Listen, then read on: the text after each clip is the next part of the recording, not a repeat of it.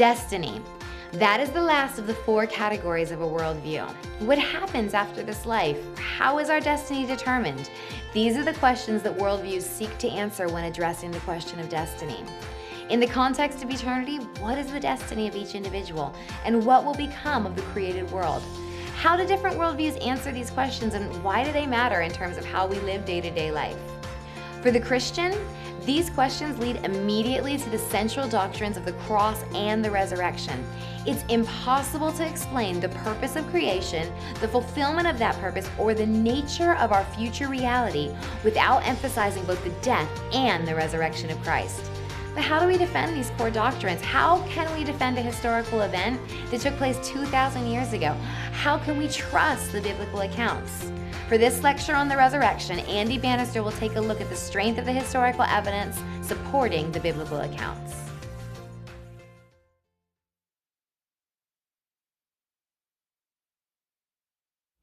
Unlike any other religion, Christianity stands or falls on history. And at the heart of Christianity lies the resurrection. As the Apostle Paul notes in 1 Corinthians 15, the resurrection is entirely central to Christianity. Remove the resurrection and the whole thing collapses. Now, what that means is that if you want to investigate Christianity or to share the gospel with skeptical friends, then the resurrection is a fantastic place to begin.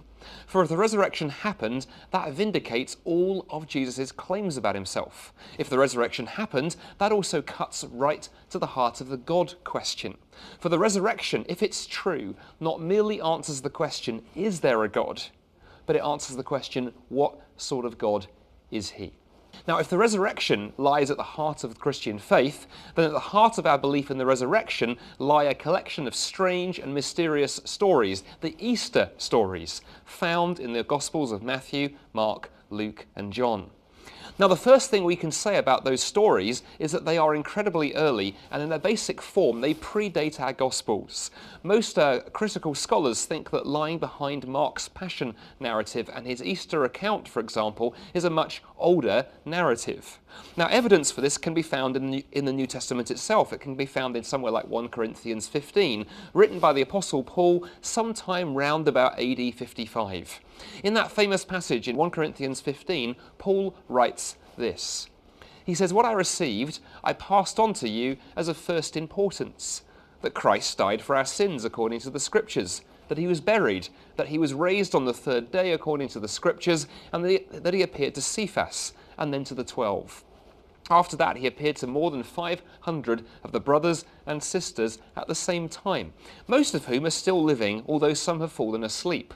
Then he appeared to James, then to all the apostles, and last of all, he appeared to me also, as to one abnormally born." That passage there in 1 Corinthians 15, verses 3 through 8. And this raises a question for us. Where did Paul get that tradition from? This tradition that he tells us he passed on to the church in Corinth. Where did it come from?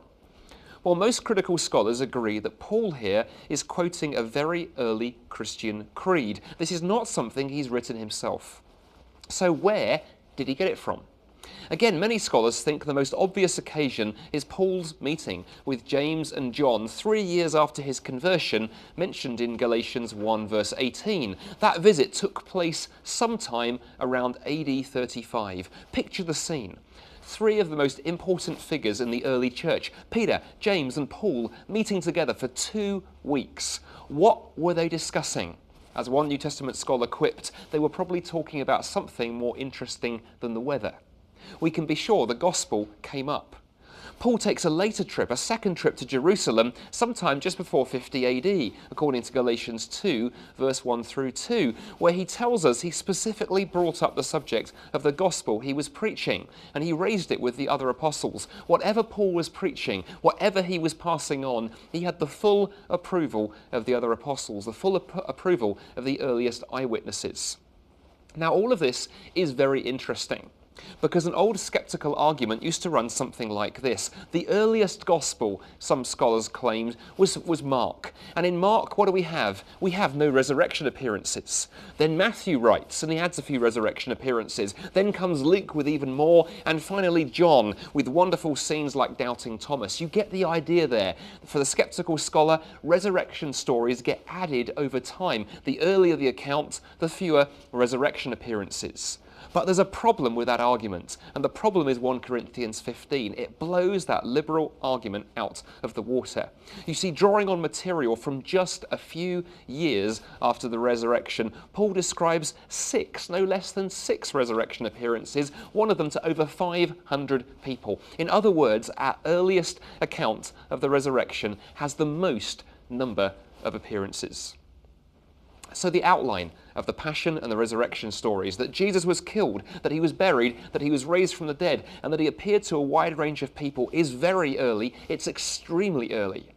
But what I want to do now is turn to the four stories we have in our New Testament Gospels, the Easter stories found in Matthew, Mark, Luke and John. And I want to highlight for you some fascinating features of those stories that reinforce just how ancient they are and give us confidence that whatever else is going on, we are in touch with very, very early eyewitness tradition. I want to bring out three features in particular. The first strange feature that we see in the Easter stories in all four Gospels is the strange absence of the Bible. What do I mean by that? Well, up until the point we reach the Easter stories, all four Gospels are very fond of quoting Scripture, showing that what has occurred has happened according to the Scriptures. For example, in Matthew 21 verse 5, after the triumphal entry, Matthew tells us that this took place to fulfill what was spoken through the prophet. Which prophet does he mean? Well, he means in this case Zechariah 9 verse 9. And that theme of Jesus' life fulfilling the Scriptures is a common one.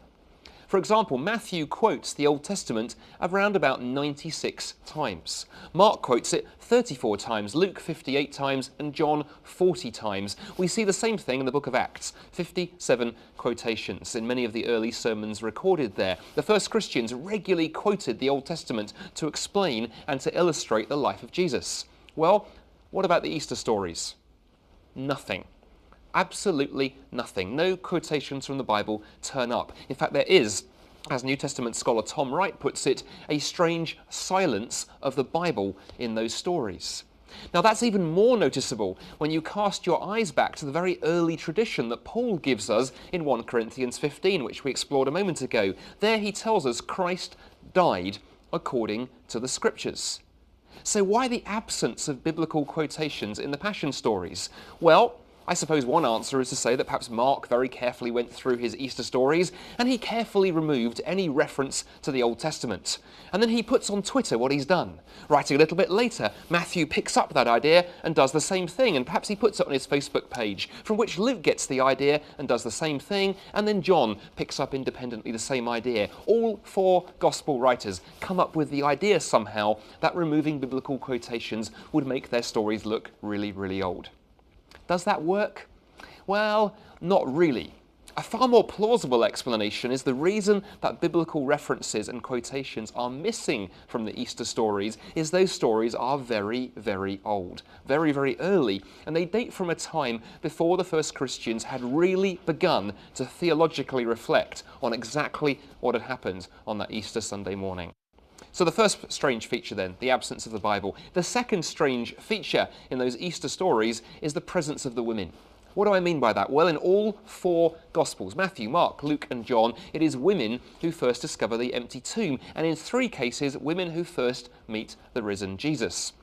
Now, it goes without saying that if you were making these stories up, you would not choose women as eyewitnesses. You see, in the first century world, women were not regarded as credible witnesses. Rather, if you were inventing these stories, much better to have Peter, James or John meet Jesus. Credible, reliable witnesses, male Jewish witnesses, not women. It's interesting that in Luke 24 verse 11, we read that even the disciples themselves did not at first believe the women. Further proof of this comes from 1 Corinthians 15, verses 5 through 8, where Paul gives us that wonderful list of witnesses to the risen Jesus. That's an official list, a creed, and it contains the kind of solid male names that Jews and Greeks in the first century would have wanted. So we have a problem. Either we are to suppose that somebody took a list like that in 1 Corinthians 15, verses 5 through 8, and decided to make up a story around it and inserted the women. And of course we have to imagine the gospel writers doing this independently 4 times. Matthew, Mark, Luke and John all get the same idea. Or we have a more likely scenario, that the women are there in all 4 gospels because they were the first eyewitnesses. They were the first apostles. So we've looked at 2 strange features of the Easter stories: the absence of the Bible, the presence of the women. Thirdly is the strange absence of later theology. Very strange feature found in all 4 Gospels. What do I mean by that? Well, I mean the absence of later theological reflection. You see, if I asked you the question, what does the resurrection mean? I suspect there would be a variety of answers from Christians watching this lecture. Some of you would say, well, the resurrection means the forgiveness of sins. It means proof of who Jesus was. It means the hope of life after death. And those are all good answers. And elsewhere in the New Testament, whenever the resurrection is talked about, it is indeed connected to those ideas, especially to the future hope. Yet all of that is missing from the Easter stories. Nowhere do Matthew, Mark, Luke or John in their Easter stories say, Jesus has been raised, so there is life after death. That connection is not made. It's also interesting to note how sober these stories are. For example, nobody sees Jesus actually being resurrected.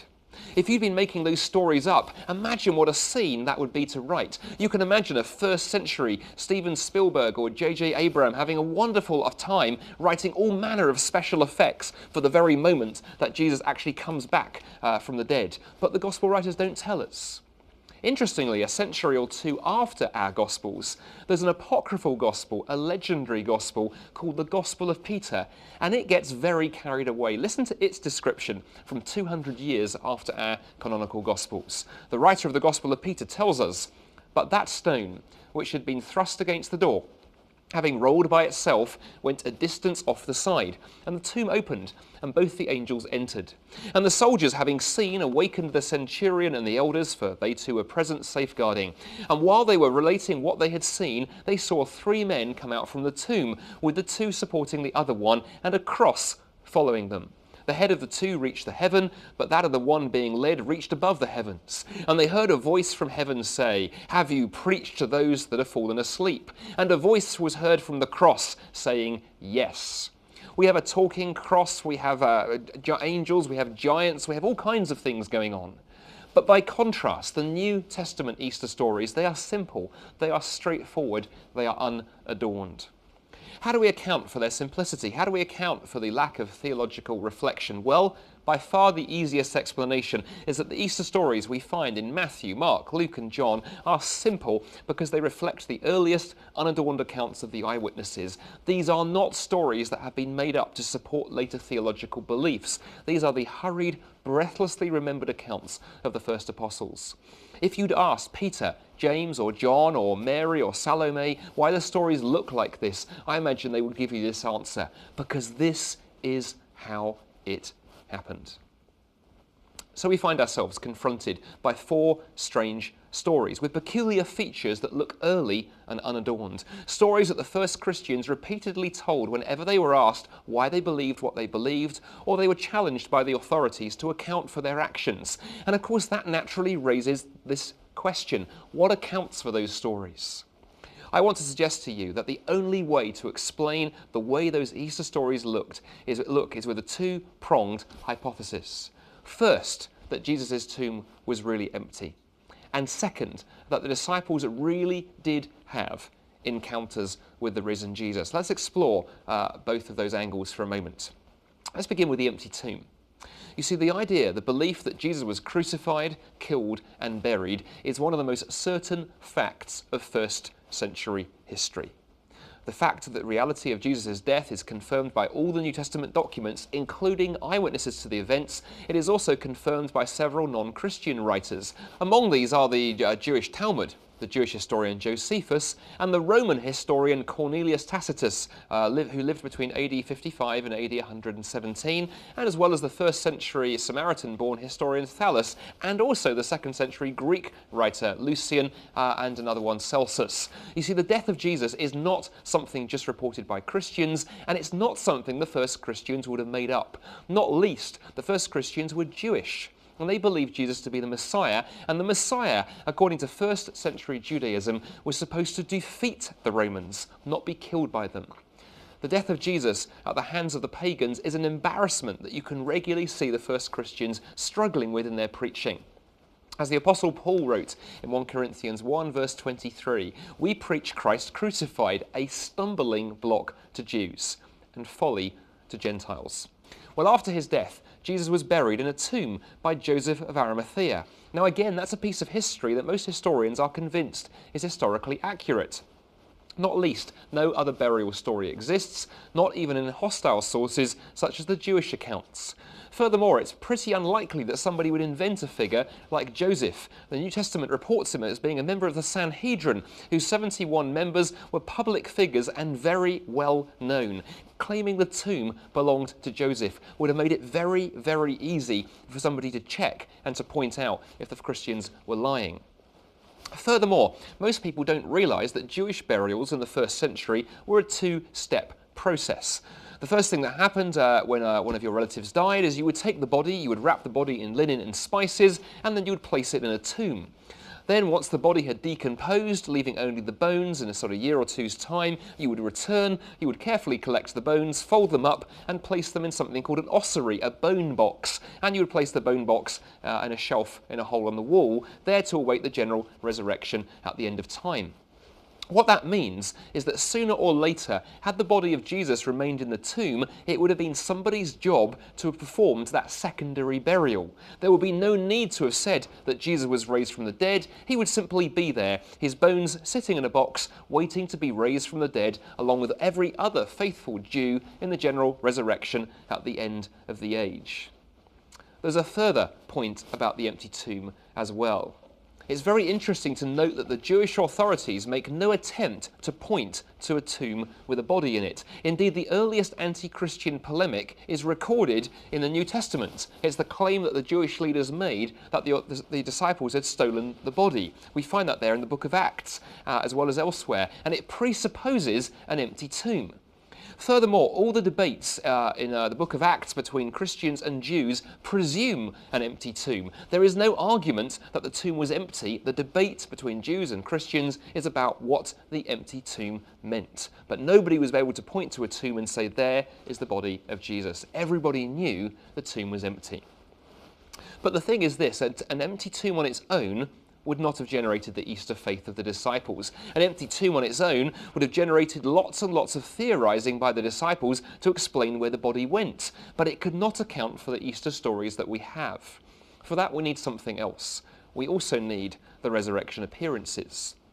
Now again, it's fascinating that almost no historian writing today denies the resurrection appearances. Most agree that something happened, not least because it's the only way to explain the radical transformation in the disciples. Listen to these words from Pinchas Lapidai, a Jewish scholar, making this point very well. He writes this. He says, if the disciples were totally disappointed and on the verge of desperate flight because of the very real reason of the crucifixion, it took another very real reason in order to transform them from a band of disheartened and dejected Jews into the most self-confident missionary society in world history. It's astonishing how diverse the resurrection appearances are. Jesus appears indoors and outdoors. He appears to individuals and to groups. He appears close up and at a distance. There is a huge diversity. That immediately makes any suggestion that the resurrection appearances were hallucinations very, very unlikely. Not only do hallucinations tend to happen to people who are highly strung or imaginative or nervous, they also tend to occur in particular places, especially places of nostalgia. They also do not tend to happen to two or more people simultaneously. Nor is it easy to put the appearances down to religious experiences or visions. First century Jews knew all about visions and dreams, and they had the language to talk about them. That language wasn't a resurrection language. Nor were the disciples gullible idiots either. There are further fascinating features too of the resurrection appearances. All of the resurrection appearances in the New Testament have a physical component to them. Jesus meets with people and he eats with them. He walks with them, he touches them. The story of doubting Thomas in John 20, verse 24 to 29 is a particularly good example, showing how not merely did Jesus' close followers doubt at first, but Thomas draws the only logical conclusion: this must have been a ghost. Only when he gets to physically touch the risen Jesus is he willing to believe. And then finally, it's worth noting an often missed but hugely important point. The resurrection appearances come to an end. In Acts 1, verse 3, Luke tells us that the appearances continued for about 40 days until Jesus ascended into heaven, and then, short of one appearance to Paul in Acts chapter 9, they come to an end. You see, if the resurrection appearances of these stories had been inventions, or they'd been hallucinations, or they had been visions, why do they not continue on into the life of the early church? Why are they confined to such a narrow historical time frame? You see, neither the empty tomb or the appearances of Jesus on their own would have been enough to generate the Easter faith of the early church. If the tomb had been found empty, but Jesus never seen again, it would have become an unsolved mystery. Perhaps the authorities had stolen the body.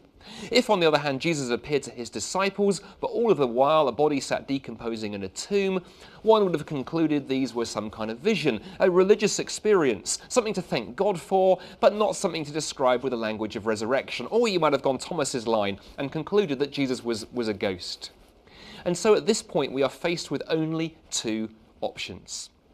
Either we are to suppose that Matthew, Mark, Luke and John took a well-developed theology and turned this theology into a series of baffling and strange stories about Easter, in the process taking long-established Jewish ideas and turning them entirely on their head, mysteriously managing to choose to include independently exactly the same strange features in their stories. Or we have the other choice, that the Easter stories, simple and unadorned, came first, generated by the fact that the tomb was empty, the appearances were real, and that Jesus really had risen from the grave.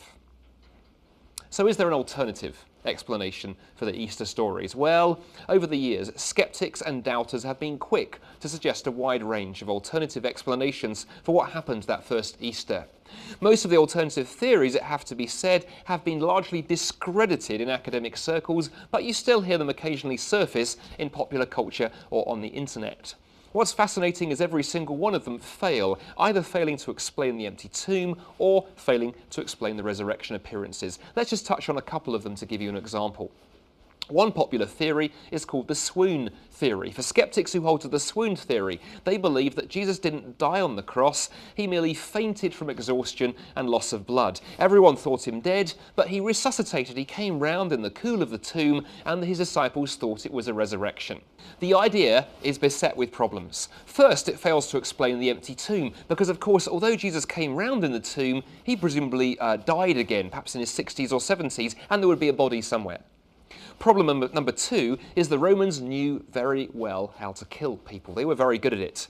And third, as the 19th century skeptic David Friedrich Strauss pointed out, he said, how on earth could a Jesus who had stolen, as he put it, half dead out of the sepulchre, who had crept about weak and ill, wanting medical treatment, who required bandaging, strengthening and indulgence, and who still at the last yielded to his sufferings, how could that pathetic figure give his disciples the impression he was the risen, all-conquering Prince of Life? It simply beggars belief.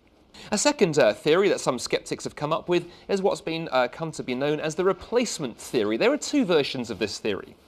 The first says that it wasn't actually Jesus who was crucified, and that's a view actually held by many of my Muslim friends. They believe that someone was crucified in Jesus' place. Often Judas is suggested as a figure, and of course then Jesus can pop up and appear and say, look everybody, I'm actually alive again. Okay, what's the problem with that? Well, again, the tricky problem of the empty tomb raises its head. Again, there would have been a tomb with a body in it, even if that body wasn't the body of Jesus. Furthermore, a problem particularly for Muslims who believe that Jesus was a prophet is that version of the replacement theory, that substitution legend, has Jesus participating in a con.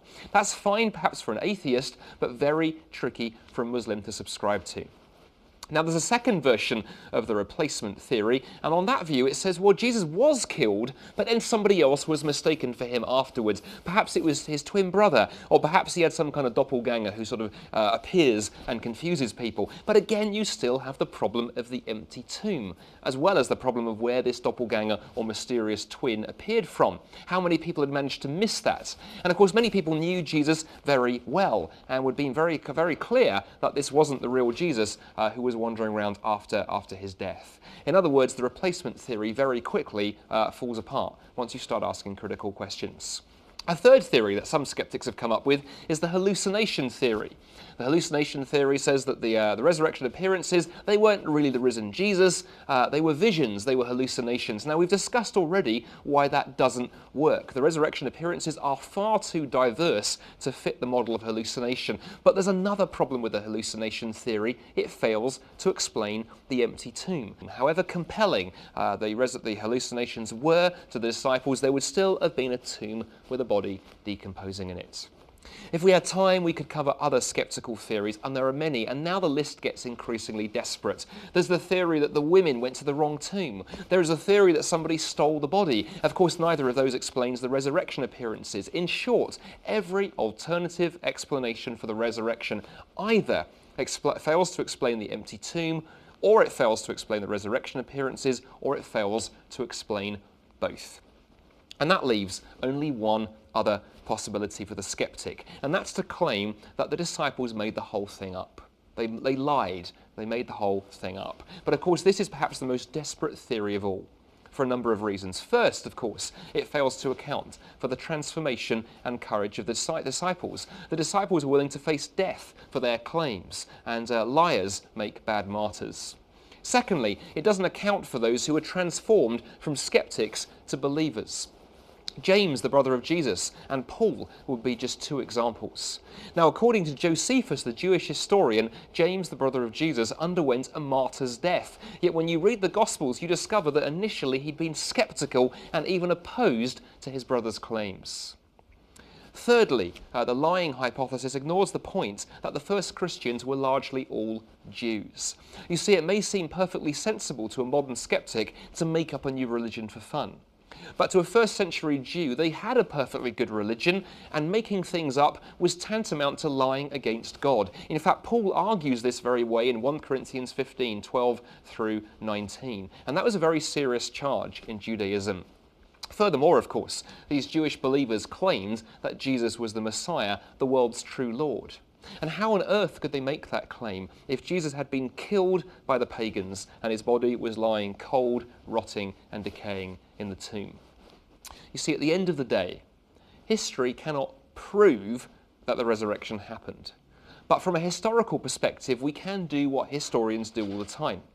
We can look at the facts, and we can look at the hypotheses, and we can ask which hypothesis, which theory has the greater explanatory scope, which hypothesis for what happened best explains the facts that we have. Now, when it comes to the strange Easter stories generated by the discovery of the empty tomb and the appearances of Jesus, the bodily, physical resurrection of Jesus has by far the greatest explanatory scope. It does the best explanation for the facts that we have. But as you share the story of Jesus' resurrection with your friends and your colleagues, you may find they still dig their heels in. Because you see, at the end of the day, it doesn't just come down to facts and to history, but it also comes down to worldview.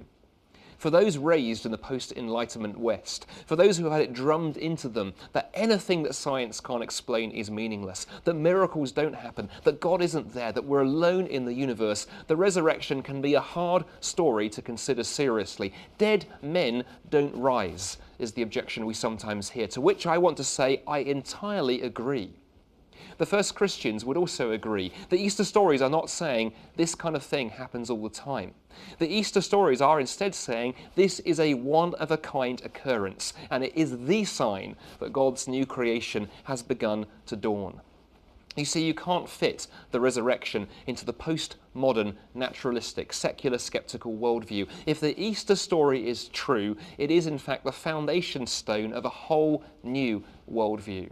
A foundation stone on which you can build, or a foundation stone on which you can stumble.